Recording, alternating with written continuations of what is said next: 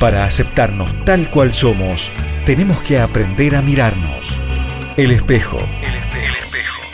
Para vernos un poco más. Elecciones PASO el próximo 9 de agosto y una nueva experiencia vamos a tener en estas PASO, porque se van a elegir representantes al Parlasur. Y es la primera vez que la Argentina tiene esta posibilidad de elección directa de parlamentarios. Y uno de los candidatos, en este caso a través de lo que es el Partido Cultura, Educación y Trabajo, el CET, es el doctor Luis Augurger. ¿Qué tal, Luis? Muy buenas noches. ¿Qué tal? Buenas noches. Muchas gracias por la invitación. El Parlasur es un parlamento que funciona dentro del Mercosur y es por primera vez que Argentina puede o va a poder elegir a sus representantes por el voto directo. ¿Por qué participar de esta instancia, Luis? ¿Y qué opinión te merece este Congreso del Mercosur? En realidad, el Parlasur se creó en el año 2005, es el Parlamento de los países que integran el Mercosur. Es elegido, sus representantes son elegidos por el voto directo de la ciudadanía de los países que lo integran. Todavía no está concluido el proceso, está muy atrasado, el único país que hasta ahora ha cumplido con lo que las autoridades, el Comité del Mercosur ha resuelto, es la República del Paraguay, que lo ha elegido a sus representantes por medio del voto popular. Nosotros somos el segundo país. Todavía falta la República Federativa del Brasil, falta la República de Bolivia, falta la República de Venezuela, y recién estaría conformado como realmente fue ideado. Yo creo que es un instrumento importante porque en los tiempos que corren la idea del Estado como Estado-nación está siendo dejado de lado, y esto se observa a poco de que uno pase revista a cómo se está conformando el mundo, ¿no? El mundo está siendo conformado por bloques que la moderna doctrina internacionalista los está llamando estados continentales, ¿no? La conformación de diversos estados unificados que forman entre sí un conglomerado. Bloques. Por ejemplo, Estados Unidos con sus diversos estados, la Rusia resucitada después del gran colapso que tuvo, China. Con su despertar, los países asiáticos. También desde el punto de vista económico, con la creación de algo similar, con objetivos que podríamos decir no distintos, pero en algunas aristas, con algunas aristas que se tocan, como es el BRICS, con Rusia a la cabeza desde el punto de vista de un organismo que puede llegar a competir en ayudas internacionales con el Fondo Monetario Internacional para las crisis. Y el Mercosur creo que unifica una serie de países que no tiene mucha alternativa de salir airoso de las contiendas internacionales con sus países en formas individuales. Es decir, el Parlamento le daría mayor cuerpo al Mercosur como consolidación de una región, más allá de, por supuesto, las cabezas de los Estados miembros. Claro, el Mercosur nació como una respuesta al ALCA, en definitiva. En la reunión de Mar del Plata, cuando vino Bush, el presidente de Estados Unidos. Cuando vino el presidente de Estados Unidos, que se armó una gran movida. No al ALCA. No al ALCA, que era la alianza del libre comercio, que realmente tenía como objetivo la suscripción del certificado de defunción del Mercosur, que estaba en pañales. Porque, bueno, captó a México y esos eran los caminos que quedaban. incorporarnos al ALCA para continuar siendo un país proveedor de materia prima y transformarnos en el Puerto Rico de América Latina, un país protegido, pero un país carente absolutamente de autodeterminación y soberanía, o elegir un camino más difícil como es el Mercosur. Yo tengo mis serias y no sé si fundadas reservas con respecto a los expertos del Mercosur, pero hay muchas diferencias. Hay muchas asimetrías regionales. El Mercosur, supongamos las dos potencias del Mercosur, que son Brasil y Argentina, que poseen el mayor caudal energético de la región, la mayor riqueza de fauna y flora y de recursos naturales, la cuenca del Orinoco, todo el Amazonas, el petróleo en el Orinoco, la reserva de agua dulce y las reservas acuíferas, comparado con países relativamente pobres y chiquitos. Pobre en recursos, pobre... Y de escasa y poca densidad poblacional, como pueden ser Uruguay, como pueden ser Paraguay, como pueden ser Bolivia, como pueden ser el mismo Venezuela, que a pesar del discurso grandilocuente y extremadamente populista, se encuentra en situaciones críticas. Estas asimetrías creo que va a costar mucho desprendimiento de los países que están llamados a liderar este proceso, que como decía Perón allá por el 1960, que el 2000 nos va a encontrar unidos o dominados. Nos encontró medio unidos y medio dominados. Medio unidos porque está la tentativa de inicio de una unión de países latinoamericanos que bien se puede compatibilizar también con el UNASUR. Con esta fotografía mundial de bloques, de cómo hoy el mundo de algún modo se ha organizado económicamente, focalizándonos en el Mercosur y en estas asimetrías, este Parlasur y esta elección que va a venir en días nada más, que es un elemento nuevo para los ciudadanos que hasta en algún punto están sorprendidos porque tienen que volver a las urnas y que todavía no lo saben o creen que se va a votar en otro lado, y lo que le decimos es se vota en toda la Argentina, incluida Tierra del Fuego. ¿Qué se le dice sobre este Mercosur cuando los comentarios que se encuentran en los medios, por ejemplo, es, bueno, un Parlasur que la verdad no da muchos resultados, no sirve para mucho, se gasta, tiene sede en Montevideo? Digo, ¿cuál es la importancia para que a pesar de esas asimetrías y de estas críticas, ese Parlamento pueda consolidarse y seguir andando? Sí, si lo enfocamos desde lo micro y en lo inmediato, seguramente nuestra conclusión va a ser negativa y vamos a decir, dejemos este tema para otro momento que sea más propicio y demos respuesta a las necesidades inmediatas insatisfechas. Hasta puede ser agraviante estar discutiendo de este tema cuando seguramente en este preciso momento, como diría la canción, hay un niño en la calle o hay gente que está pasando frío, ¿no? Porque no tiene gas, porque no tiene luz o porque no tiene las necesidades básicas satisfechas. Pero si lo miramos a largo plazo, veremos que va a ser la única forma en que nosotros, no nosotros, ni vos ni yo, podamos ver que la región no se transforma solamente en un elemento que da hasta que se seque. Esto es más o menos... un proceso es. Exacto, como cuando llegaron los españoles, y lo narra Eduardo Galeano. Dice, cuando llegaron los españoles a América, ellos tenían la Biblia y nosotros teníamos el oro y la tierra. Nos dijeron cierren los ojos y cuando los abrimos, nosotros teníamos la Biblia y ellos tenían el oro y la tierra.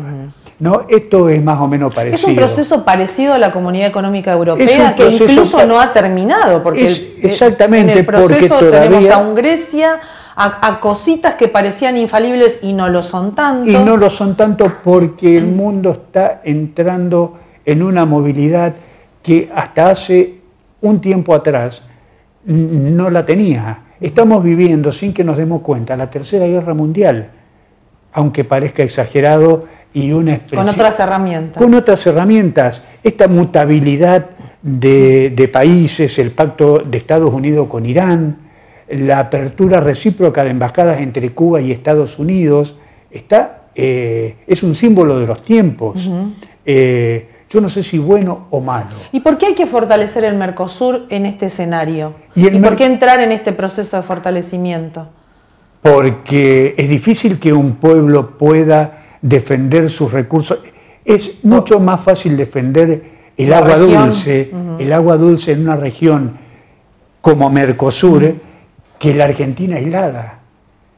Los esteros de Liberá, con su inmensa riqueza de aves, de plantas, de flora, de fauna y de agua dulce, es mucho más difícil defenderla solos, tal vez como suele ocurrir en esta Argentina federal en teoría y unitaria en la práctica, que defenderla en un conjunto unificado. Es mucho más difícil defender el Amazonas y la cuenca del Orinoco de la explotación indiscriminada como Mercosur y no como Brasil solo, porque va a ser David y Goliat. Entonces me parece que la creación, el reflotar una serie de importantes proyectos que obran dentro del seno del Mercosur y del Parlasur, como es la moneda única, el Banco Central del Mercosur, el gasoducto Caracas-Buenos Aires, que podría después bifurcarse para el resto del país y traer gas, corregir la asimetría en el pago del gas a Bolivia, cuando por metro cúbico Estados Unidos le paga 7 y nosotros le pagamos 3, porque entre los mismos países que forman el Mercosur existen trabas. La libre circulación de bienes y personas es otro problema gravísimo que tenemos que solucionar. Por ejemplo, la trata de personas dentro del ámbito de los países del Mercosur.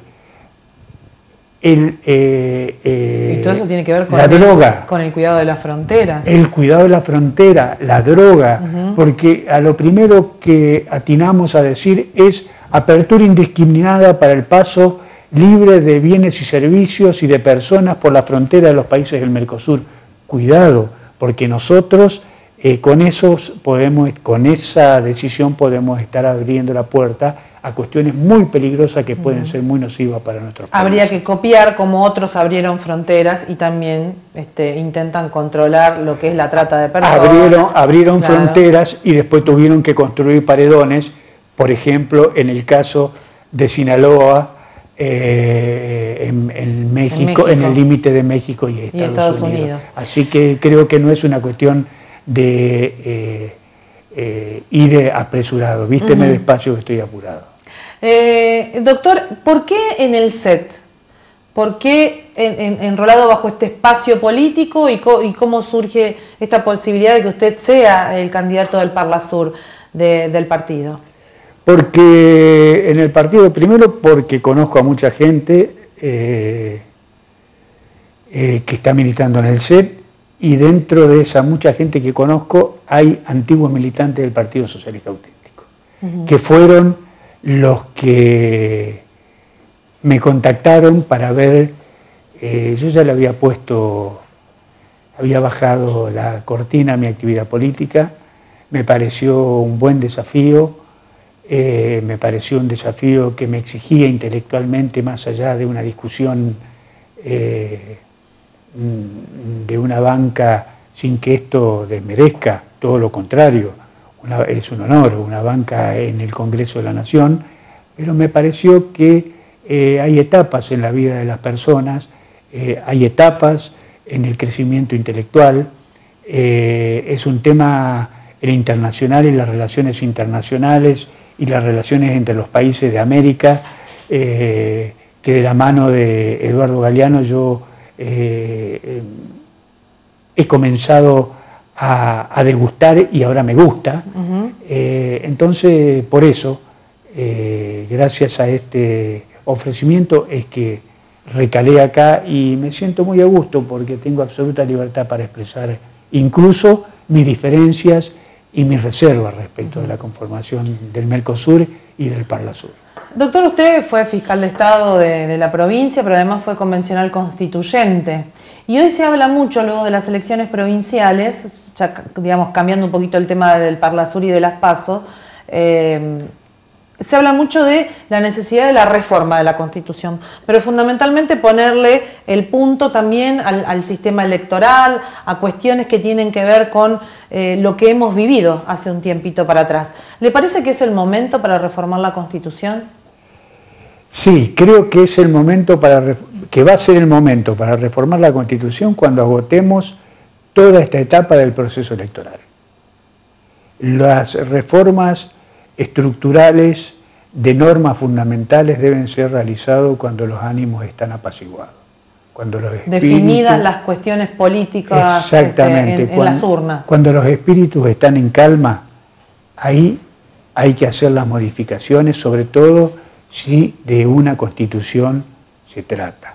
Porque bueno es reconocer, y así corresponde para no incursionar en el mismo error, que esta Constitución, hecha con la mejor de las buenas intenciones, mucho esmero, mucha dedicación y mucho convencimiento, tiene cláusulas que son producto de la coyuntura. ¿Qué le cambiaría a usted? Yo le cambiaría el sistema de tacha, vería cómo es, lo revisaría,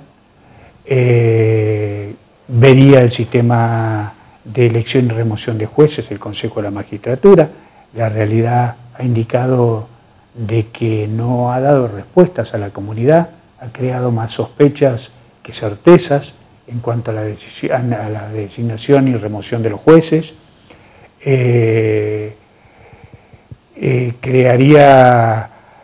Acortaría el mandato, no permitiría la reelección, un solo sin mandato. Reelección. Hernán López Fontana fue el que votó en soledad de que no había que haber reelección, ni por un periodo, ni por dos, ni por nada.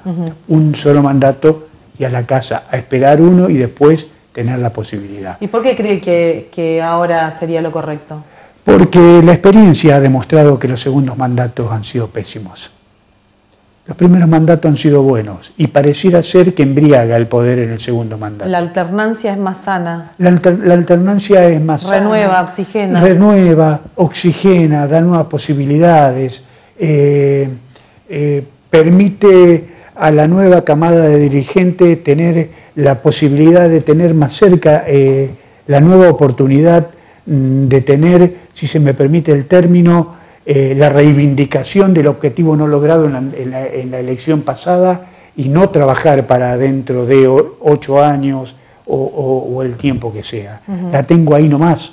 Los tiempos políticos pasan muy rápido, los acontecimientos devienen con mucho vértigo, sobre todo en política, cuando se trabaja con mucha intensidad y con mucho convencimiento. Y esto también revitalizaría la vida interna de los partidos políticos que hay que recuperar. Porque además, esto también es importante, recuperar la vida interna de los partidos políticos, porque se ha perdido totalmente. Entonces se vota a personas y no a partidos políticos. Se vota a una persona y no a un proyecto político. Bueno, fue una muestra lo de junio. No fue hubo una duda muestra alguna. En lo de junio. Y esto es grave, muy grave para el sistema democrático. Y la demostración está en que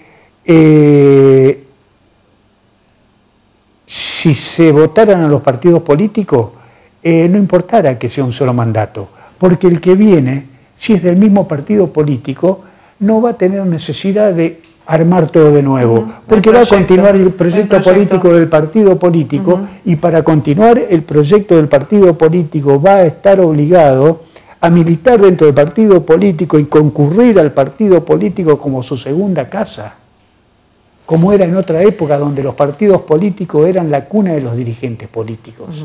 Hoy los dirigentes políticos son los que pegan el cartel o atan el pasacalle. Hay que empezar a darle contenido a esos espacios. Hay que empezar a darle contenido a la política. La política hoy se hace a través de un programa de televisión, hoy se hace incluso a través de la exhibición de una vedette al lado del candidato. Esto es un agravio a la política. Doctor, le agradezco mucho que haya venido. Bueno, seguramente estaremos en contacto, lo haremos a través de la tele y también de la radio, que es un gusto, como siempre. Muchas gracias, Edith. Gracias, doctor. Bueno, estuvimos con Luis Augsburger, hablamos del Parlasur, también hablamos de nuestra provincia. Hacemos una pausa. El espejo. El espejo. El espejo.